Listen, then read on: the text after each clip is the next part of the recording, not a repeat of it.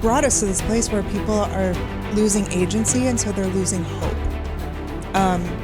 And that's really bad for a free society, a society that relies on that self-rule that we were talking about.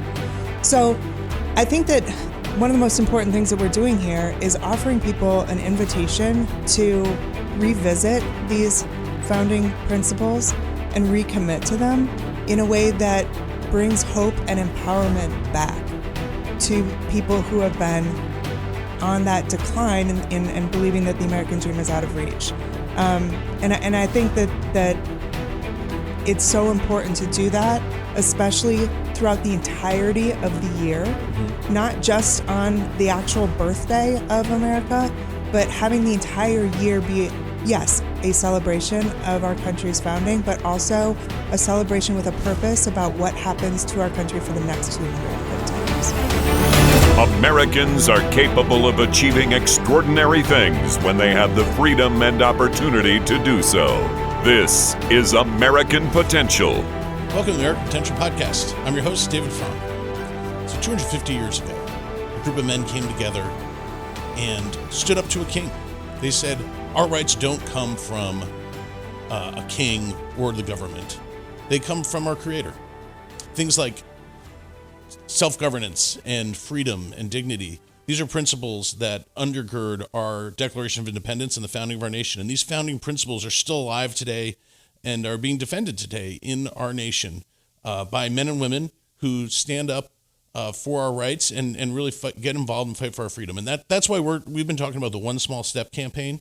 What that is recognizing folks who took that first step to preserve the American dream here in America and our fidelity to the founding principles. So the podcast is going around to the America 250 birthday celebrations that AFP is hosting. The first one's here in Philadelphia, and we're excited to be at it. And we're excited to tell the stories of those men and women who took that first step. I'm excited to welcome one of our favorite guests, the CEO of Americans for Prosperity, Emily Seidel, back to the podcast to kind of talk about these A250 celebrations and the One Small Step campaign. Emily, thanks so much for joining us. Thanks, David. Thanks for inviting me back. Yeah, well, hey, so thrilled to be here in Philadelphia. I usually never say that, but as a Vikings fan, I agree. I'm a Giants fan, so even more so. It runs deep. But we're making an exception for this trip because it's for such a great reason. And it really is kind of the birthplace of freedom, the birthplace of our nation. Yeah. And, we're talking a lot about, the one small step, a lot of people that people can take and that we're encouraging people to take. And then looking back through history. But I want to hear from you. I mean, you spent a career in public policy and politics, and you run one of the nation's largest grassroots advocacy organizations in AFP. But what started you down that path? It's a great question. I was actually talking to my parents a couple of weeks ago, and they reminded me that when I was 10, I wrote a letter to the editor of our local hometown newspaper in Minnesota. I don't even remember what it was about. I do remember I was very proud. I used one of the vocabulary words I had learned at school, scapegoat. But it was something that I had heard my parents talking about, probably something that had to do with my dad's work. He was in healthcare. So that was, I think, probably technically my first one small step, but, I'm not going to count that. Actually, what I think is more on point with the campaign that we have here, encouraging people to think about it and proactively take one. So much of my career in politics was just kind of, I stumbled into opportunities. Same. Yep. It wasn't, it happens to a lot of people that way, right? And so it wasn't super intentional, but the first intentional thing I ever did was come to AFP. Really? Yeah. It was the first choice that I felt like I had to step up my civic engagement. And so as a consequence, the first door I ever knocked was when I was 40 years old. It's never too late to start, people. It's never too late to start. And I remember being so nervous. And I'd been working in politics for 20 years at that point. But somehow, talking to members of the House and Senate, talking to a president at one point, I wasn't as nervous as I was to just walk up to my neighbor's house and have a conversation. And so taking that first step has stuck with me. And I don't think I did a very good job on that first door, but every time I knock on a new person's door and get to have a conversation, I learn more about our country. Yeah. And I get better at advocating for the things we advocate for here at AFP. Yeah, I guess kind of the scary part that sometimes make people nervous is you don't know what's behind that door. Like what that person could really disagree and want to be argumentative. That person it can be a great conversation, but you just never know. And we were talking to some of our guests earlier who have been have been doing some great work in Pennsylvania and just really super activists. And one thing that's really, I think, is important, and I think that AFP provides this, is kind of some courage from being with others, some strength in numbers. Yeah. And I always say that, like, we try to aggregate voices so people can, instead of just yelling at the TV, they can kind of have their voice be more impactful. Mm-hmm. So, we've launched the One Small Step campaign. We're trying to highlight this and encourage people to get involved. Why is that important for a group like Americans for Prosperity?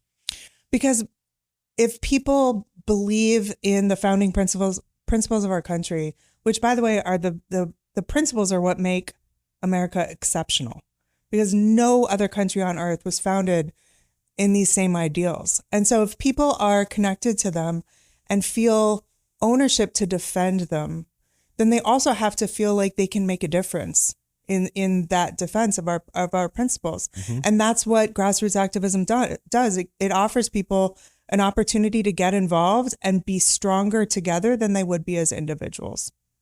Yeah, I think the strength in numbers is something that really stands out to me. And, you look back on the founding and the founding fathers. I mean, there were some people like Sam Adams, who was very bold and all that, but then the Sons of Liberty, I'm sure there's guys in there who wouldn't have stood up by themselves, or, the folks who, were in Independence Hall right down the street here, who, people were scared because they were taking a huge risk, obviously, the risk of their lives and their property and everything. But I think it's a great example, though, of how people have decided to take that step and even take that step collectively together. So I'm so glad that you can have this gathering tonight, and then in other states across the nation for the whole year. Well, and on that note, let me just interrupt you for a second, because on that note, the idea that was born here, I mean, the reason why we call Philadelphia the birthplace of America is because this is where people said, you know what, I think we can rule ourselves. Yeah. Which was a radical idea at the time. But to do that effectively, it requires that you rely on your fellow patriots, your neighbors, your community, et cetera. And so that's why it's so important to be here to kick this off, because that's what our entire country is founded on, and that's what AFP stands to defend. Well, it was inspirational earlier today, even though it's freezing out. We wandered around and took some video and stuff, and we're over at the Liberty Bell and then at Independence Hall. And it's kind of like, I'm used to seeing historical places. I've been around, and I was like, wow, that's where it happened. Like, that's where this, super transformative thinking, writing, speaking decisions were made to say, hey, look, our rights aren't from the government, not from the king.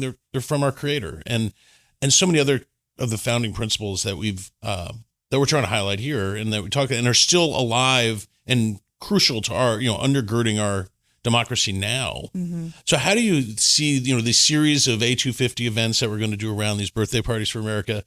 How do you see them playing into that, our strategy and our desire to help reinforce the principles of our nation's founding? Yeah, I think I'm going to go negative for just a second, because you have to think about what's happening in our country right now. We've made a big deal about how pride in being an American is at an all-time low. But that's not the only thing that's going in the wrong direction.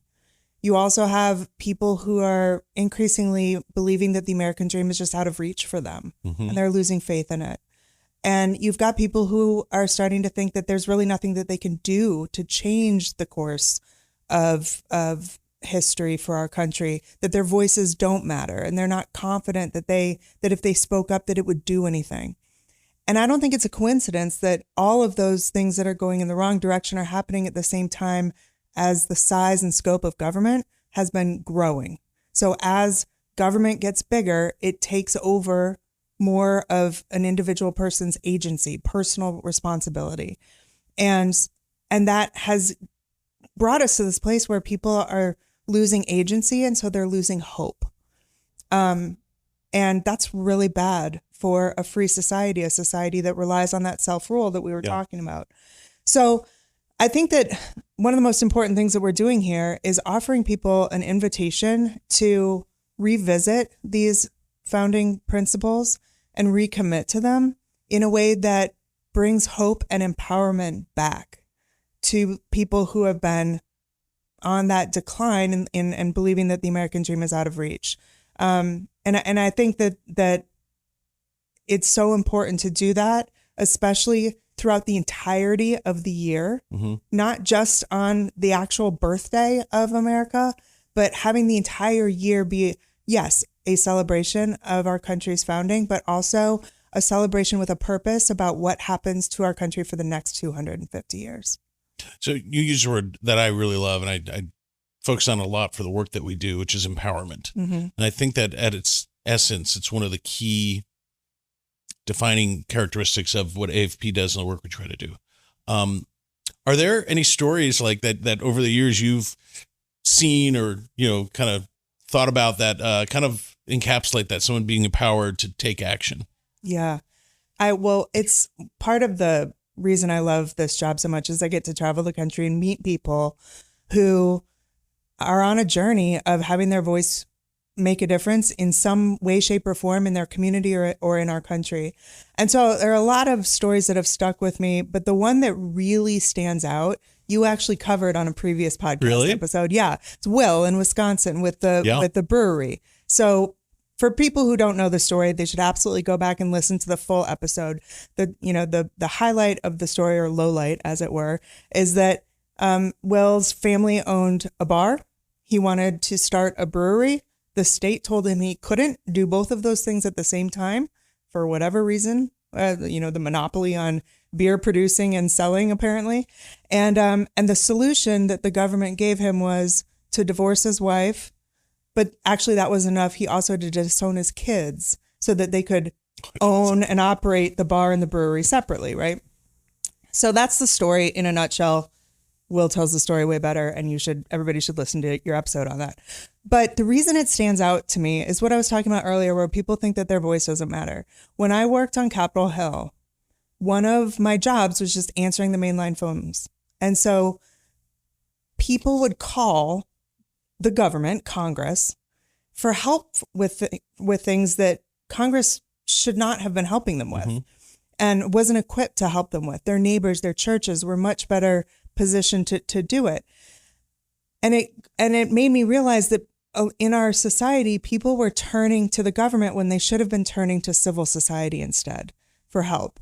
And so Will's story stands out to me because it reminds me of that experience when I was a young Hill staffer, because he did the same thing. He went to his elected representatives, he went to the regulatory agencies, and he said, hey, this seems crazy. Can you help me? And this might be where the story has become lore. And so maybe it's a little bit exaggerated, but at some point during that journey, he heard about Americans for Prosperity.